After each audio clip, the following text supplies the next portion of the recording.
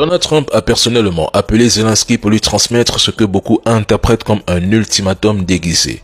Soit il soutient les négociations ou il se retrouve seul. La ligne de Washington a brutalement changé.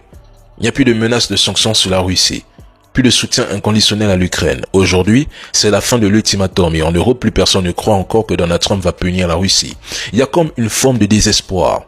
Moscou a mystérieusement disparu des discours de la Maison-Blanche. La Russie n'est plus l'ennemi prioritaire de Washington depuis plusieurs jours et à Kiev, c'est un coup de poignard dans le dos. Les cartes sont en train d'être rebattues sans les Ukrainiens et les Européens et c'est une tornade que personne n'attendait.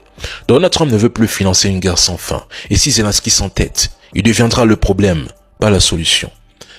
Vladimir Poutine a affirmé que sa rencontre avec Donald Trump pourrait avoir lieu aux Émirats Arabes Unis.